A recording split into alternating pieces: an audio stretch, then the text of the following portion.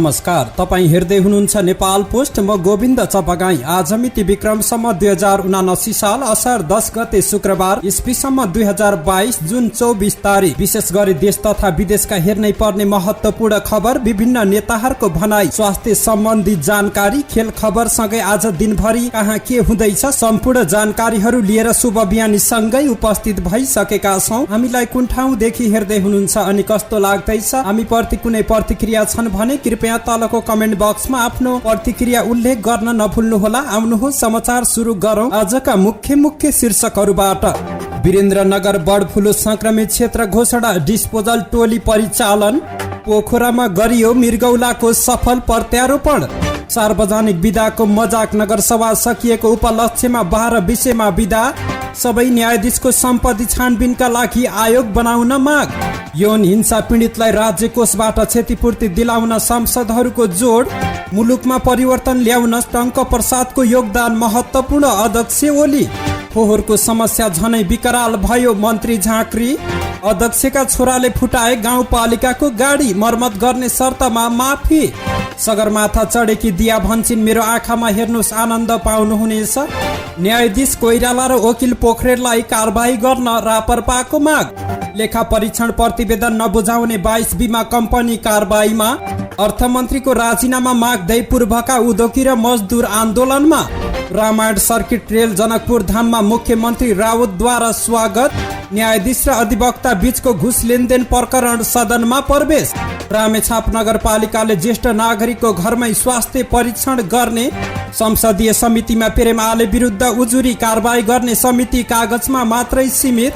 लेबनानबाट सिरिया पुगे प्रधान सेनापति। सुबिना गिरीको घाँटी थिचेर हत्या भएको पोस्टमार्टम रिपोर्ट। श्रीमान र भान्जा पक्राउ। कोरोना संक्रमित बढ्न थाले, पछिल्लो 24 घण्टामा 49 जनामा संक्रमण पुष्टि। अघिल्लो बुलको माथिल्लो बिन्दु मिस्दै ओह्रालो लाग्यो शेयर बजार। र फिफा वरियतामा नेपाल 8 स्थानले खस्कियो। अब सुन्नुहोस् पूरा समाचार।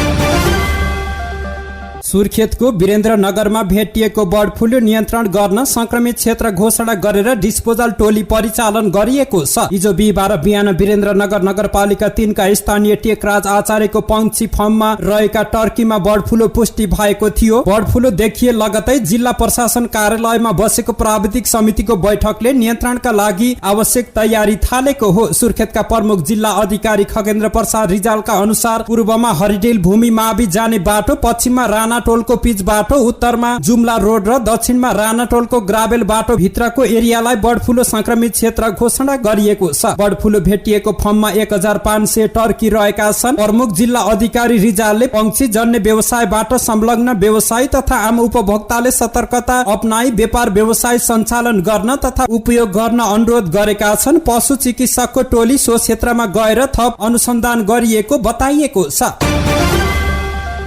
पोखरा स्वास्थ्य विज्ञान प्रतिष्ठान अन्तर्गतको पश्चिमाञ्चल क्षेत्रीय अस्पतालमा मृगौलाको सफल प्रत्यारोपण भएको छ। मानव अङ्ग प्रत्यारोपण केन्द्र भक्तपुरको सहयोगमा त्यहाँका विशेषज्ञ सहित क्षेत्रीय अस्पतालका विशेषज्ञ चिकित्सकहरूले बिहिबार 50 वर्षीय महिलामा मृगौला प्रत्यारोपण गरेका हुन्। यो अस्पतालमा मृगौला प्रत्यारोपण पहिलो पटक भएको हो। भक्तपुरका डाक्टर पुकार चन्द्र श्रेष्ठको टिम र पोखराका doctor Prakash Chhetri, doctor Anup चपगाई, doctor माया लामा, डाक्टर जुजु श्रेष्ठ, डाक्टर अमृत केसीको मेडिकल टिमले प्रत्यारोपण गरेको अस्पतालका निर्देशक डाक्टर भरत खत्रीले जनाएका छन्। प्रत्यारोपण गरिएका बिरामीको नाम गोप्य राखिएको छ। मृगौला प्रत्यारोपण गरिएकी महिलालाई उनकै श्रीमानले मृगौला दिएका हुन्।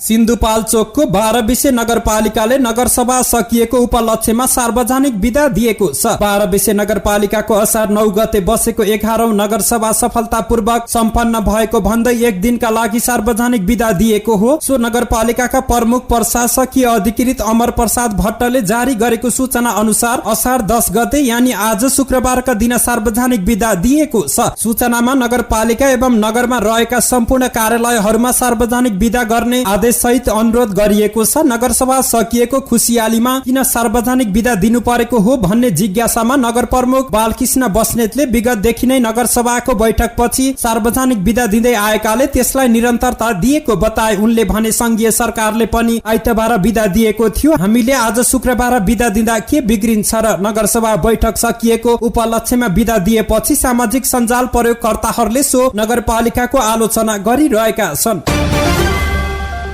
कानून व्यवसायीको समूहले सबै न्यायाधीशको सम्पत्ति छानबिनका लागि आयोग बनाउन माग गर्दै कामु प्रधान न्यायाधीश दीपक कुमार कार्की समक्ष माग गरेको छ। हिजो बिहीबार कामु प्रधान न्यायाधीश कार्कीलाई ज्ञापन पत्र बुझाउँदै कानून व्यवसायीहरूले हाल घुस लेनदेन सम्बन्धी सार्वजनिक न्यायाधीश कानून व्यवसाय अडियो प्रकरणले न्याय मारेर बिचौलिया र न्यायाधीशले गलत रूपमा आर्थिक उपार्जन गर्दा रहेछन् भन्ने प्रश्न भएको जनाएका छन्। तसर्थ अब तपाईँको नेतृत्वमा श्री सर्वोच्च अदालतका पूर्व प्रधान न्यायाधीश लगायत सबै न्यायाधीशको सम्पत्ति छानबिन गरी दोषीमाथि कारबाही गर्न र बिचौलियाको रूपमा काम गर्ने कानून व्यवसायी लगायतका व्यक्तिमाथि छानबिन गरी कारबाही गर्न एक शक्तिशाली निष्पक्ष र विश्वसनीय आयोग बनाउने दिशामा कार्य होस् भनी हामी अनुरोध गर्दछौं। ज्ञापन पत्रमा भनिएको छ, सर्वोच्च अदालतको फुल कोर्टले निर्णय गरेर वा यसै ज्ञापन पत्रलाई सार्वजनिक सरोकारको मुद्दाको रूपमा ग्रहण गरेर वा न्याय परिषद ऐन अन्तर्गत समेत यस किसिमको आयोग गठन गर्न सकिने तर्फ पनि ज्ञापन पत्र मार्फत कामु प्रधान न्यायाधीश कार्कीको ध्यान आकर्षण गराइएको छ।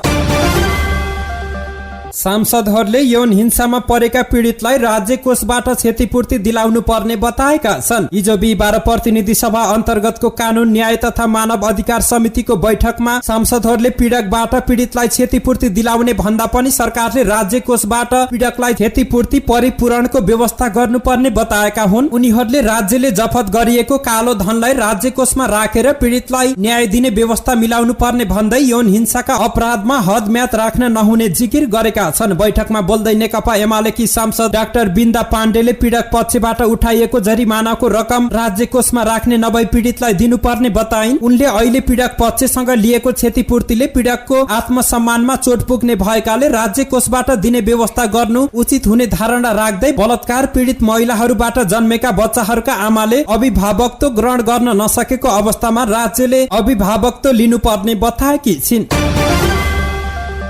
नेकपा एमालेका अध्यक्ष केपी शर्मा ओलीले टंक प्रसाद आचार्यले तत्कालीन समयमा छरेको पर्चाले नेपालको राजनीतिक जागरण र परिवर्तनमा महत्वपूर्ण योगदान दिएको बताएका छन्। टंक प्रसाद आचार्य स्मृति प्रतिष्ठानले बिहीबार आयोजना गरेको विक्रम सम्वत 1997 असार 9 गते राणा शासन विरुद्ध छरिएको पहिलो पर्चा र विक्रम सम्वत 2008 असार 3 गते गठन भएको जनताको जातीय जनतान्त्रिक संयुक्त मोर्चा नेपाल विषयक संवाद कार्यक्रममा सो धारणा व्यक्त गरेका हुन्। मुलुकमा परिवर्तन ल्याउन टंक प्रसादले छर्नु भएको पर्चाको योगदान महत्वपूर्ण रहेको छ। उनले भने आचार्यले गठन गरेको नेपाल प्रजा परिषद नेपाली धरती र नेपाली विचारबाट बनेको संस्था रहेको समेत उनले बताए। उनले टंक प्रसाद आचार्यको विचार र संगठनले विक्रम सम्वत 2007 को क्रान्ति भएको धारणा समेत व्यक्त गरे। टंक प्रसाद आचार्यलाई 2007 सालको क्रान्ति लगतै मुलुकको नेतृत्व दिन्थ्यो भने उहाँले परिकल्पना गर्नु भएको मुलुक बन्द थियो। पूर्व प्रधानमन्त्री समेत रहेका अध्यक्ष ओलीले उद्देश्यलाई जीवित राखेर कम्युनिस्ट पार्टीको नाम परिवर्तन गर्न सकिने बताए। उनले भने देश ठूलो हो, देशका लागि हामीले काम गर्ने हो, हाम्रा उद्देश्य समृद्ध नेपाल र सुखी नेपाली हुनु पर्दछ। उनले प्रजा परिषद नामेट पार्न एमालेमा गाभेको नभई उद्देश्यलाई अमर राख्नका लागि एकता गरिरहेको बताए। प्रजा परिषदका उद्देश्य अमर रहेका छन्, ती बाँचिरहन्छन्। उनले भने प्रतिष्ठानका अध्यक्ष सुशील प्याकुरेलले टंक प्रसाद आचार्यले छरेको पर्चाले मुलुकमा राजनीतिक जागरण आएको बताएका छन्।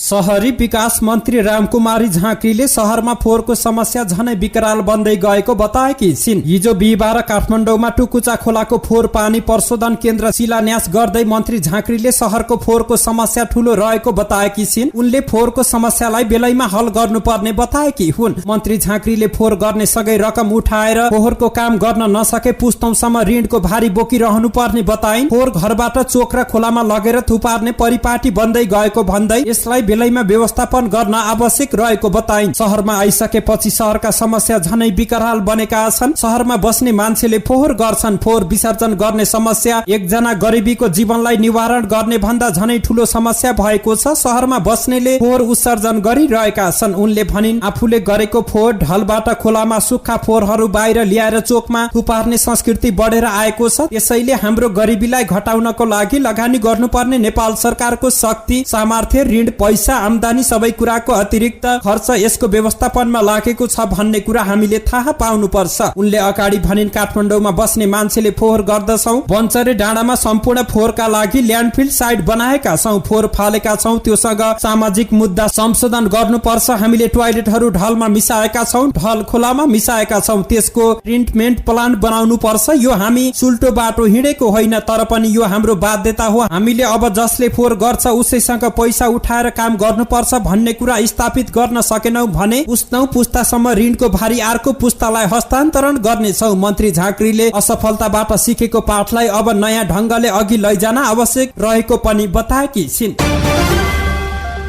मोरङको ग्रामथान गाउँपालिका अध्यक्ष जयप्रकाश गच्छदारका छोरा ज्योतिले बाबुको रिसले सरकारी गाडी तोडफोड गरेका छन्। गाउँपालिकाको जिम्मेवारी बाँडफाँडमा नेपाली कांग्रेसबाट निर्वाचित बाबु जयप्रकाशले एमालेलाई पनि भाग दिएपछि छोरा ज्योतिले अध्यक्षले प्रयोग गर्ने प्रदेश नम्बर 1 को 1 झ 578 नम्बरको सरकारी गाडी तोडफोड गरेका हुन्। मंगलबार तोडफोड गरेका उनलाई बुधबार पालिकामा सर्वपक्षीय छलफल राखेर माफी दिएको छ। गाडी मर्मत गर्ने शर्तमा माफी दिएको पालिका अध्यक्ष गच्छदारले जानकारी दिए। ज्योति गाउँपालिका अध्यक्ष जयप्रकाशका छोरा हुन्। गाउँपालिकाको बजेट निर्माण लगायतका विषयमा छलफल गर्न मंगलबार गाउँ कार्यपालिका बैठक बसेको थियो। बैठकबाट जयप्रकाशले एमालेबाट निर्वाचित जनप्रतिनिधिहरूलाई पनि विभिन्न जिम्मेवारी दिएका थिए। एमालेलाई जिम्मेवारी दिएपछि रिसाएका ज्योतिले बुवाले प्रयोग गर्ने सरकारी गाडीको सिसा फुटाइदिएको जनप्रतिनिधिहरूको भनाइ रहेको छ।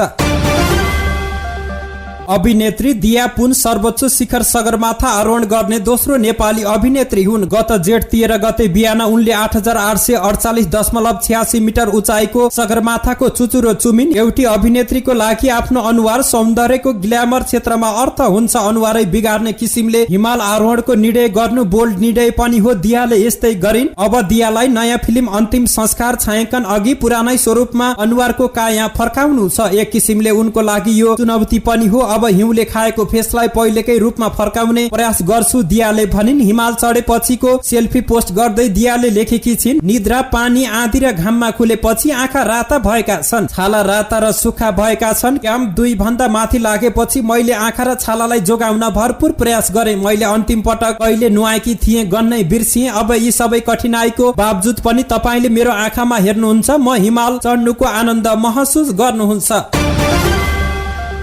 राष्ट्रिय प्रजातन्त्र पार्टी रापरपाले काठमाडौँ जिल्ला अदालतका न्यायाधीश राजकुमार कोइराला र नेपाल बार एसोसिएसनका पूर्व कोषाध्यक्ष एवं कानून व्यवसायी रुद्र प्रसाद पोखरेललाई कारबाही गर्न माग गरेको छ। कोइराला र पोखरेल बीच घुस लेनदेन सम्बन्धी अडियो सार्वजनिक भएपछि रापरपाले न्याय परिषदलाई पत्र लेखेर उनीहरूलाई पदबाट हटाई कारबाही गर्न माग गरेको हो। रापरपाका एकजना प्रवक्ता ज्ञानेन्द्र साईले न्याय परिषदलाई बुझाएको पत्रमा न्यायालय प्रतिको विश्वास र भरोसालाई डगमगाउन नदिई कानूनी राज्यको प्रत्याभूति दिलाउन न्यायाधीश कोइरालालाई आइन्दा कुनै पनि न्यायिक तथा कानूनी कार्यमा संलग्न हुन नपाउने गरी कारबाही गर्न माग गरिएको छ। पत्र बुझाउँदै साईले भनेका छन्, एउटा फुटपाथमा कपडा बेच्नेलाई हिरासतमा लगेर अनुसन्धान गर्न मिल्ने करोडौं रकमको घुस बार्गेनिङ गर्ने न्यायाधीशलाई हिरासतमा राखेर अनुसन्धान गर्न किन नहुने भन्दै प्रश्न खडा गरेका छन्। तोकिएको समयमा वार्षिक लेखा परीक्षण प्रतिवेदन नबुझाउने 22 कम्पनीलाई बीमा समितिले कारबाही गरेको छ। निर्धारित समयमा लेखा परीक्षण प्रतिवेदन नबुझाएको भन्दै समितिले ती कम्पनीहरूलाई 10,000 देखि 10,500 रुपियाँसम्मका दरले जरिमाना गरेको हो। आर्थिक वर्ष 2077-78 को लेखा परीक्षण प्रतिवेदन नबुझाएको कारणले कारबाहीमा परेका कम्पनीहरूमा नेपाल पुन बीमा कम्पनी, life insurance corporation Nepal, association life insurance, Surya life insurance, prime life insurance, Jyoti life insurance, reliance life insurance, citizen life insurance, Prabhu life insurance र महालक्ष्मी लाइफ इन्सुरेन्स रहेका छन्। यसै गरी आर्थिक वर्ष 2076-77 को लेखा परीक्षण प्रतिवेदन नबुझाएका कारण जरिमाना गरिएका कम्पनीहरूमा राष्ट्रिय बीमा संस्थान, national life insurance, Nepal life insurance, Gurans life insurance, IME life insurance, union life insurance, sun Nepal life insurance, reliable Nepal life insurance, Sanima life insurance, the oriental insurance, national insurance र राष्ट्रिय बीमा कम्पनी लिमिटेड रहेका छन्। बीमा ऐन 2049 र बीमा नियमावली 2049 बमोजिम कम्पनीहरूले प्रत्येक आर्थिक वर्ष समाप्त भएको मितिले 10 महिना भित्र आफूले गरेको व्यवसायको हिसाब किताबको लेखा परीक्षण प्रतिवेदन समितिमा बुझाउनु पर्ने कानूनी व्यवस्था रहेको छ। सो अवस्था बमोजिम आर्थिक वर्ष 2077-78 को लेखा परीक्षण प्रतिवेदन नबुझाउने बीमा कम्पनी प्रत्येकलाई 10,000 का दरले आर्थिक वर्ष 2077-78 को लेखा परीक्षण प्रतिवेदन नबुझाई दोस्रो पटक कानूनी व्यवस्थाको उल्लङ्घन गर्ने बीमा कम्पनीलाई प्रत्येकलाई 500 थप गरी 10,500 रुपियाँका दरले जरिमाना गर्ने निर्णय समितिले गरेको हो। बजेट मार्फत परिवर्तन गरिएको विषयमा संशोधन र अर्थमन्त्री जनार्दन शर्माको राजीनामा माग्दै पूर्वका उद्योगी, व्यवसायी र मजदुर हिजो बिहानदेखि सडक आन्दोलनमा उत्रिएका छन्। मोरङ व्यापार संघ उद्योग संगठन, नेपाल उद्योग परिसंघ प्रदेश number 1, Nepal trade union Congress Morang, Nepal trade union महासंघ जिफन प्रदेश नम्बर 1, अखिल नेपाल ट्रेड युनियन महासंघ अन्ठु प्रदेश नम्बर 1 र समाजवादी ट्रेड युनियन प्रदेश 1 ले औद्योगिक क्षेत्र गोकुवा चोकदेखि निमुहासम्म प्रदर्शन गरेका हुन्। अर्थमन्त्री शर्माले नीतिगत भ्रष्टाचार गरेर सीमित उद्योगलाई संरक्षण गर्दै जीआई वायर, वनस्पति घिउ, तेल र सेनिटरी प्याड उद्योगलाई बन्द गर्न बाध्य तुल्याउने क्रम परिवर्तन गरेको उद्योगी र मजदुरहरूको आरोप रहेको छ।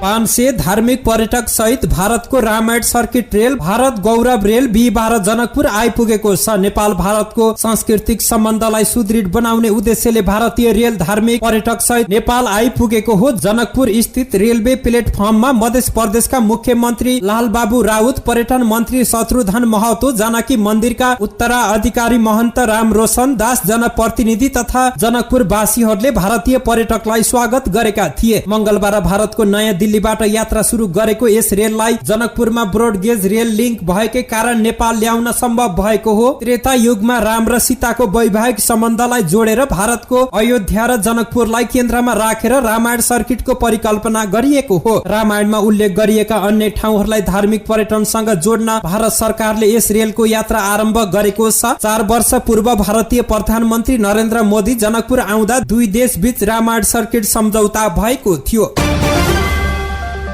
न्यायाधीश र अधिवक्ता बीचको घुस लेनदेन प्रकरणको विषयले सदनमा प्रवेश पाएको छ। प्रतिनिधि सभाको हिजो बिहिबार बसेको बैठकले विशेष समयमा सांसद लीलादेवी सिटौलाले न्यायाधीश र अधिवक्ता बीचको घुस लेनदेनको विषय सार्वजनिक भएपछि नेपालको न्यायालय कस्तो छ भनेर जनताले देख्ने गरी बाहिरिनु दुःखद भएको बताइन्। उक्त घटनाले मुलुकको न्यायालयको अवस्था छर्लङ्ग पारेको उनको भनाइ छ। राज्यको कोषबाट तलब भत्ता बुझ्नेहरू सेटिङमा पैसा कमाउन लागेको उनले आरोप लगाइन्। उनले आर्थिक वृद्धि लगायत विविध कारणले देश डुबिरहेको अवस्थामा त्यसको मौका छोपी सेटिङ गरेर देशका अमुक संगठनमा बस्नेहरू घुसबाट धन कमाइरहेको भन्दै सदनको ध्यान आकर्षण गराइन्। उनले यस्ता गम्भीर विषयमा सबै सांसदहरू सरकार र प्रतिपक्षको रूपमा विभाजित नभई सिंगो आवाज बन्नु पर्नेमा जोड दिइन्। त्यस्तै सांसद गजेन्द्र बहादुर महतले न्यायालय भ्रष्टाचारको अखडा बनिरहेको भन्दै यस बारेमा व्यवस्थापिका पनि बन्धक भएर बस्न नहुने बताएका छन्।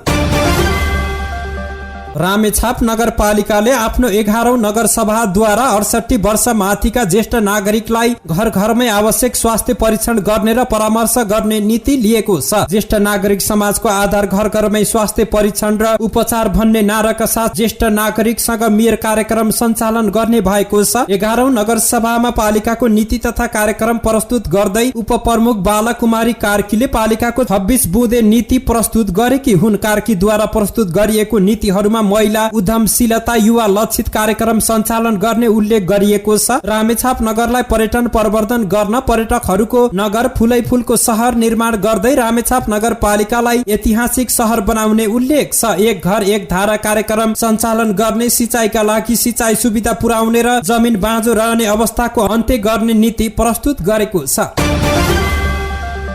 संस्कृति, पर्यटन तथा नागरिक उड्डयन मन्त्री प्रेम आलेका अपाचे तथा अश्लील गाली गलौज सहितको अडियो सार्वजनिक हुनु सामान्य भइसकेको छ। पछिल्लो समय उनले नेपाल वायु सेवा निगमका कार्यकारी अध्यक्ष युवराज अधिकारीलाई अश्लील गाली गलौज गरेको अडियो सार्वजनिक भएपछि उनको आलोचना भएको थियो। आलेकै चाहनामा अधिकारीलाई मन्त्री परिषदले हाल निलम्बन गरेको छ। संस्कृति मन्त्रीकै असांस्कृतिक शब्द र व्यवहार भएको भन्दै उनको आलोचना मात्रै भएको छैन, संसद सचिवालयमा उजुरी नै परेको छ। अधिवक्ता किशोर पौडेल, अनुपम भट्टराई र कानूनका विद्यार्थी रेजिना पौडेलले गत असार 5 गते संघीय संसदको आचरण अनुगमन समितिको नाममा प्रतिनिधि सभा सदस्यको आचार संहिता विपरीतको गतिविधिको बारेमा उजुरी गरेका हुन्। उनीहरूले प्रतिनिधि सभाको सांसदको समेत हैसियतमा रहेका डोटीका सांसद आलेले अश्लील तथा अपशब्द प्रयोग गर्ने गरेको भन्दै उजुरी गरेका थिए। 2078 फागुन 3 गते सार्वजनिक भएको पहिलो अडियोमा मुम्बईमा बस्ने एक नेपालीलाई अश्लील शब्द बोल्दै ठेगान लगाइदिने धम्की दिएको र त्यसपछि पनि सार्वजनिक स्थानमा राजनीतिक दलका नेता एवं निजामती कर्मचारीहरूलाई अश्लील तथा अपशब्द प्रयोग गर्ने गरेको पाइएको उजुरीमा भनिएको छ। यस्तै दोस्रो पटक 2079 साल असार 3 गते युवराज अधिकारीलाई अश्लील शब्द प्रयोग गर्दै हातपात गरिएको अडियो भेटिएपछि सो व्यवहार प्रतिनिधि तथा नियमावली 2075 को नियम 216 को उपनियम ख को विपरीत रहेको भन्दै अडियो परीक्षण गरेर कारबाहीको माग गरिएको थियो। उनीहरूले संघीय संसदको आचरण अनुगमन समितिका सभापतिलाई सम्बोधन गर्दै उजुरी दिएका थिए, तर त्यो उजुरी केवल उजुरीकै रूपमा मात्र संसद सचिवालयमा थन्किएको छ। प्रधान सेनापति प्रभुराम शर्मा लेबनानको भ्रमण पूरा गरेर सिरिया पुगेका छन्। भ्रमणको क्रममा शर्मा माउन्ट हर्मन कम्प्लेक्स स्थित 10औं डफा पुगी उक्त इलाकाको वस्तु स्थिति लगायत विविध पक्षहरूका बारेमा समेत जानकारी लिएको सैनिक जनसम्पर्क निर्देशनालयले जनाएको छ। सोही अवसरमा प्रधान सेनापति शर्माले उक्त युनिटमा उल्लेखनीय कार्य गर्ने 4 जना नेपाली शान्ति सैनिकलाई प्रधान सेनापति प्रशंसा निशान प्रदान गरेका छन्। गत जेठ 30 गते तिलोत्तमा नगरपालिका 6 मा मृत अवस्थामा फेला परेकी 25 वर्षीय सुबिना गिरीको घटनामा संलग्न रहेको अभियोगमा प्रहरीले 2 जनालाई पक्राउ गरेको छ। सुबिनाका बाबु नवलपरासीको कावासोती नगरपालिका 16 बस्ने नरु गिरीले 38 वर्षीय सञ्जय सुबिनाका श्रीमान र कञ्चन गाउँपालिका घर भई मामा घर बस्दै आएका भान्जा 21 वर्षीय कुशल गिरी विरुद्ध इलाका प्रहरी कार्यालय बुटोलमा किटानी जारी दिएपछि प्रहरीले हिजो बिहीबार पक्राउ गरेको हो। सब परीक्षण रिपोर्टमा निएको नभई घाँटी थिचिएका कारण मृत्यु भएको खुलेपछि सुबिनाका अभिभावकले किटानी जारी दिएका थिए। सो जारीका आधारमा सञ्जय र कुशललाई पक्राउ गरिएको इलाका प्रहरी कार्यालय बुटोलका प्रमुख खगबहादुर केसीले बताएका छन्। सब परीक्षण रिपोर्टमा झुन्डिएर नभई नेक प्रेसरका कारण मृत्यु भएको भन्ने आयो, त्यसैले घटना शंकास्पद छ। अब आरोपितबाट पनि धेरै कुरा खुल्न सक्छ, केसीले भनेका छन्। नेपालमा फेरि कोरोना संक्रमित बढ्न थालेका छन्। भारतमा कोरोना संक्रमित बढ्दै गएको बेला त्यसको प्रभाव नेपालमा पनि देखिन थालेको छ। पछिल्लो 24 घण्टामा 2494 जनामा कोरोना परीक्षण हुँदा 49 जनामा संक्रमण पुष्टि भएको छ। अघिल्लो दिन जम्मा 31 जनामा संक्रमण पुष्टि भएको थियो। स्वास्थ्य तथा जनसंख्या मन्त्रालयका अनुसार बिहीबारको परीक्षण अनुसार संक्रमण दर 1.96% रहेको छ। अघिल्लो दिन त्यसको संक्रमण दर 1.27% रहेको थियो। अघिल्लो सातासम्म कोरोना संक्रमण दर 0.5% मा सीमित रहेको थियो। मन्त्रालयका अनुसार पछिल्लो 24 घण्टामा संक्रमण मुक्त हुनेको संख्या 12 जना रहेको छ भने हाल सक्रिय संक्रमित 163 जना रहेका छन्। शेयर बजारमा पहिरो जाने क्रम हिजो बिहीबार समेत निरन्तर जारी रह्यो। यस दिन कुल 45.25 अंकले घटेको छ। शेयर बजार अघिल्लो बुलको सबैभन्दा उच्च बिन्दु 1881 12 साउन 2073 लाई पनि मिच्दै 1848 बिन्दुमा आएर रोकिएको छ। सबै उपसमूहहरू राताममा रहेको हिजो बिहीबार जलविद्युत विकास बैंक लगानी सहितका लगानीकर्ताले सबैभन्दा धेरै गुमाएका छन्। बुधबारको तुलनामा कारोबार रकम बढेका कारण लगानीकर्ता अतालिन थालेर बेचैन रहेको देखिन्छ।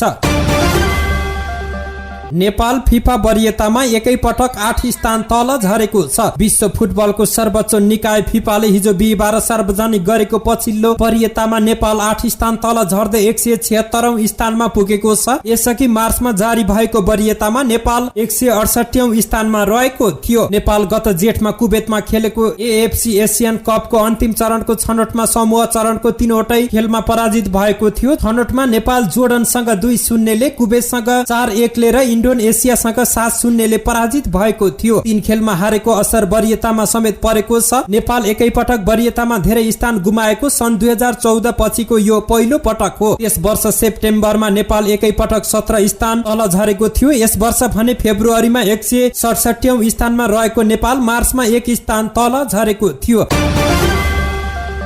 धन्यवाद। यस्तै ताजा समाचारको लागि नेपाल पोस्ट हेर्दै गर्नुहोला।